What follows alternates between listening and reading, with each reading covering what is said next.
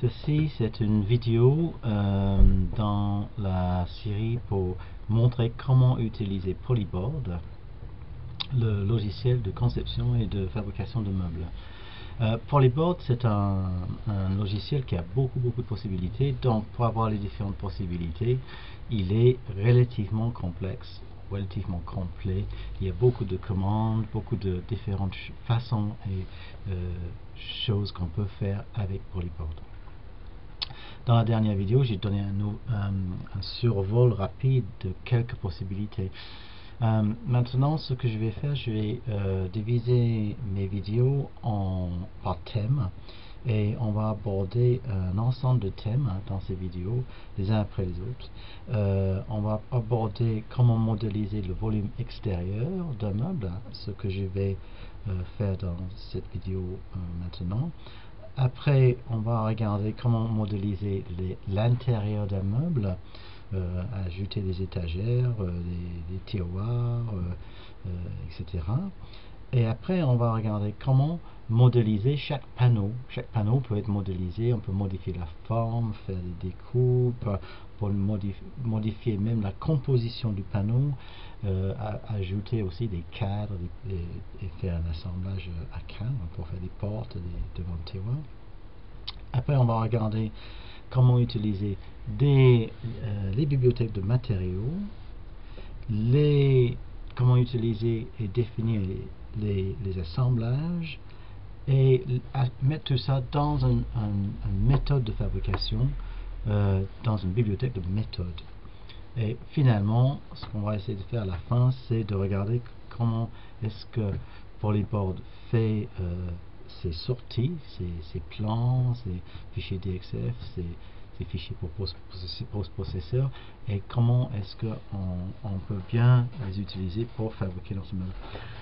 Donc, pour commencer maintenant, on va regarder un petit peu des outils qui sont disponibles pour modéliser simplement l'extérieur du meuble, pour créer des formes de meubles sans rentrer dans les détails de fabrication, de semblage, et sans rentrer dans les détails comment on fait pour mettre des étagères et tout ça.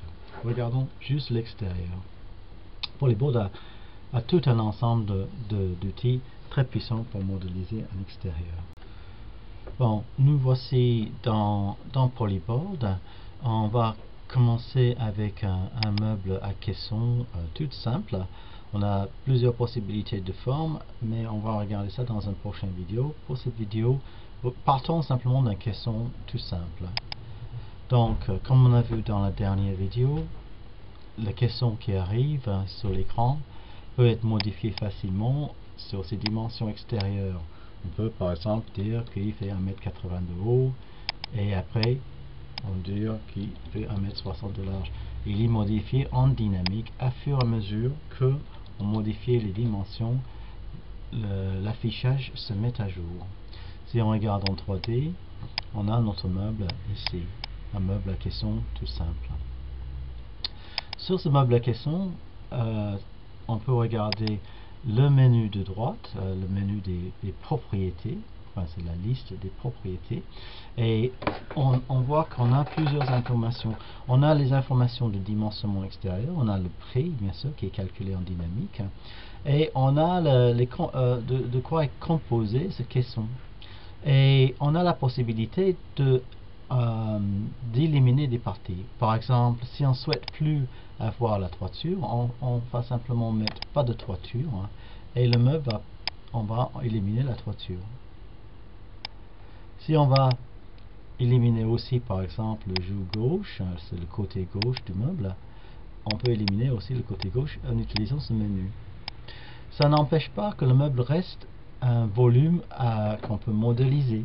C'est-à-dire que par exemple, si je clique dans le volume ici et j'ajoute des étagères, on peut toujours ajouter des étagères.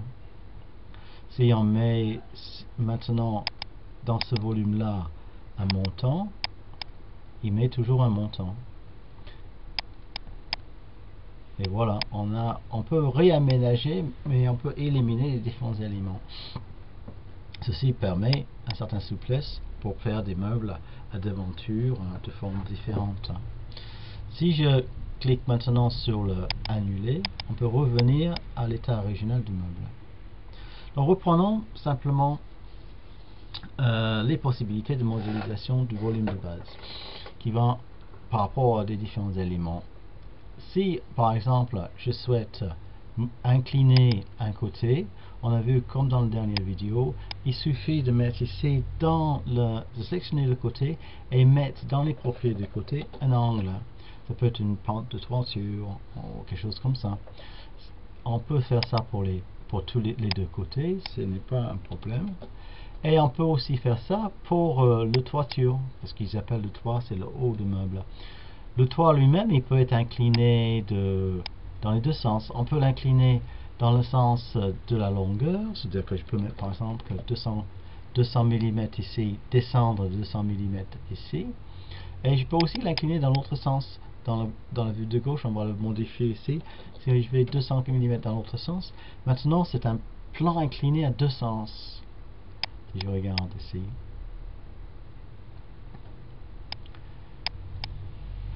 Le meuble, on peut aussi modifier la forme du meuble. Si par exemple, ici, sur le plan, ici, je suis sur un plan rectangulaire de base, de départ. Mais si je demande de modifier le plan de base, je peux dire que le meuble n'est pas rectangulaire et je peux éditer la forme du meuble de base.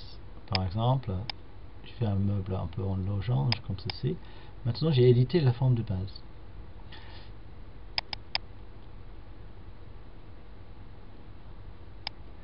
Si le meuble a été édité, les volumes peuvent aussi continuer à être traités comme des volumes intérieurs tout à fait normalement, comme si c'était carré, ça ne change rien. Je peux mettre des étagères par exemple dedans. Et les étagères s'adaptent à la forme du meuble. Ici, on peut regarder la façon que le meuble est fabriqué. Il est fabriqué juste avec des tourillons. Je peux appliquer, quelle que soit la forme du meuble, des différentes, par exemple, si je mets une forme différente de fabrication, modifier les répartitions des tourillons.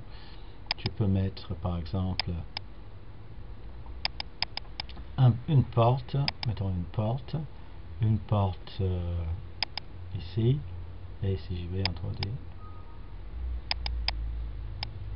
et j'ai la porte qui est là, avec son ferrage.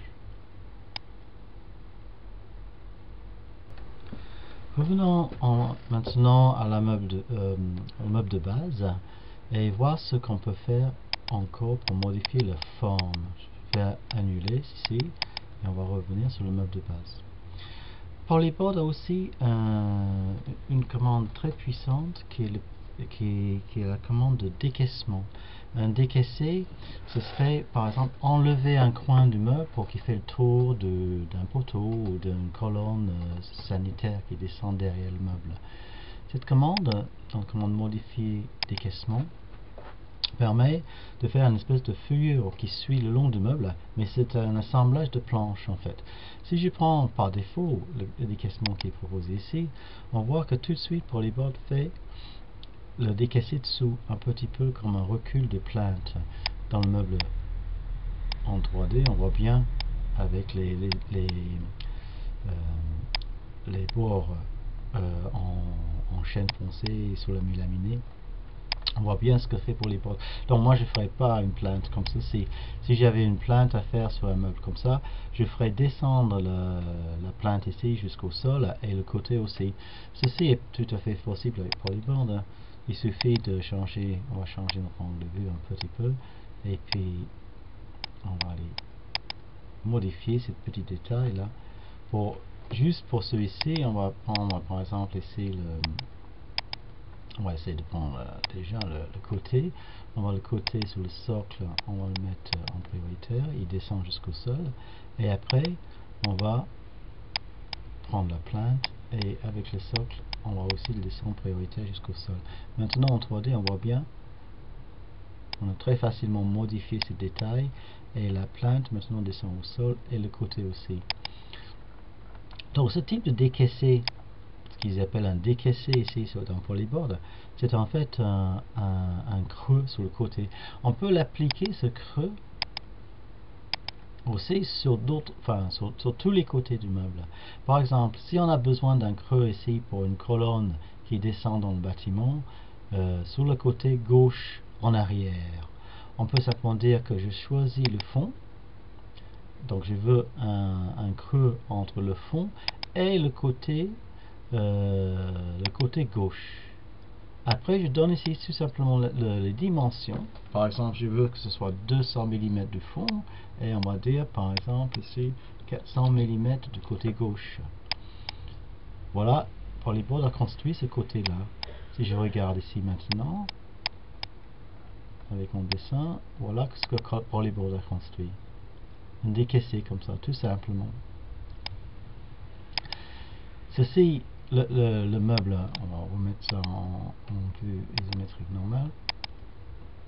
Voilà. On peut toujours aménager le meuble, on peut toujours ajouter un montant, par exemple. Mettons un montant au milieu, on peut toujours mettre des étagères. Mettons des étagères ici, mettre 6 étagères, puis ce côté-là, mettons 4 étagères. Et les étagères suivent la forme du meuble. Ceci n'empêche pas de pouvoir travailler sur la forme en inclinant les côtés. Si on reprend par exemple un côté qui est incliné à 20 degrés ici, on voit le décaissé suit automatiquement. Et les raccords sont faits automatiquement par Polyboard.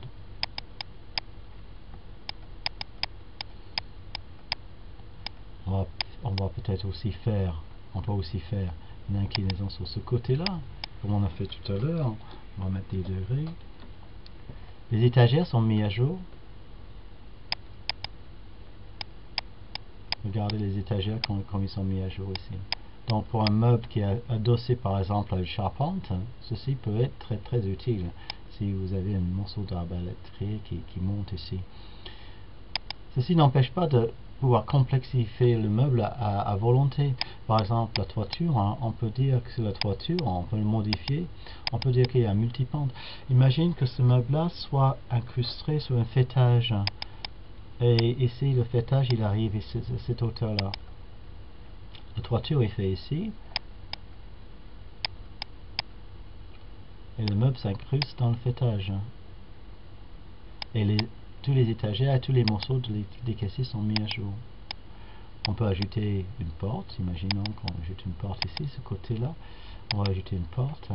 Cette porte, imagine qu'on va la mettre ouvrant sur le cloison vertical. Comme ça.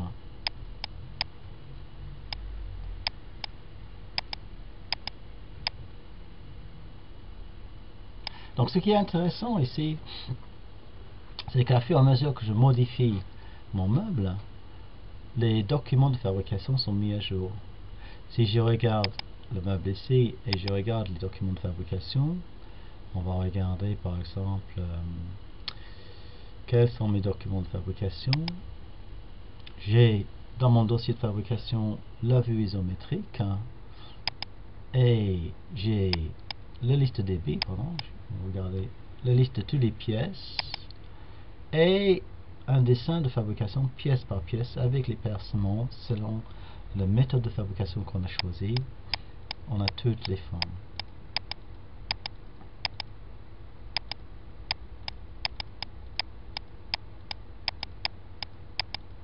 Donc ici on a des formes qui sont en biais dans deux sens en fait.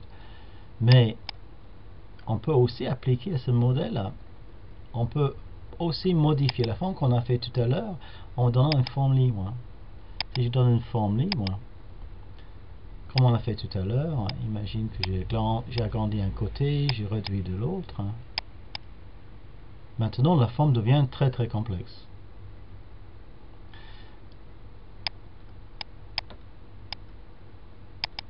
Comme ça.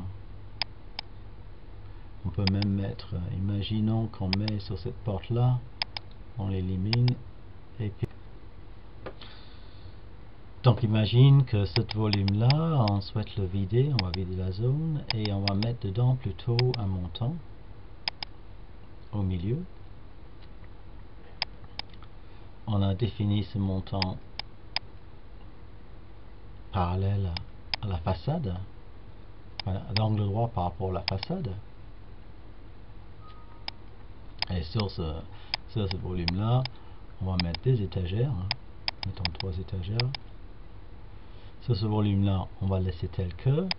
Sur ce volume là, on va mettre une porte et on va le ferrer sur la cloison verticale, comme ça.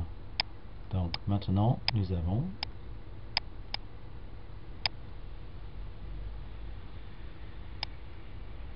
une porte ferrée sur la cloison verticale. On peut à ce moment-là tout à fait modifier les méthodes de fabrication. Si je prends par exemple la méthode de fabrication comme ceci, il me change les matériaux, et si j'ouvre la porte, dans cette méthode de fabrication, nous avons les perçages pour les charnières, ce qu'on n'avait pas dans l'autre méthode.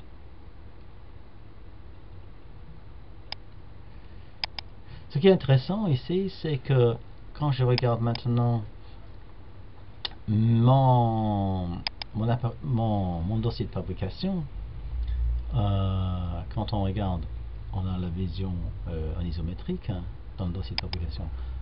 On a la liste débit qui est mise à jour. Et on a aussi maintenant, pareil, tous les éléments. Mais les éléments commencent à être assez complexes maintenant. On a des angles un peu partout, des perçages assez divers. Et là, on a commencé vraiment à avoir des formes très un peu complexes, quoi.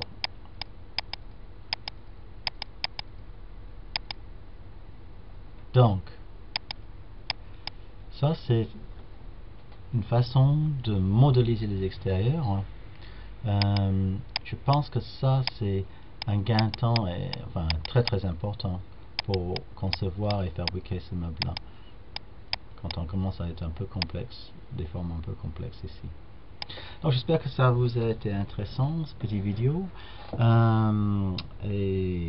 bon, je vous souhaite de passer une bonne semaine, et on se verra dans la prochaine vidéo où on va encore aller un peu plus loin pour voir quels sont des autres outils nécessaires, des autres outils qu'on peut utiliser pour modéliser le volume extérieur. Merci, à bientôt, au revoir.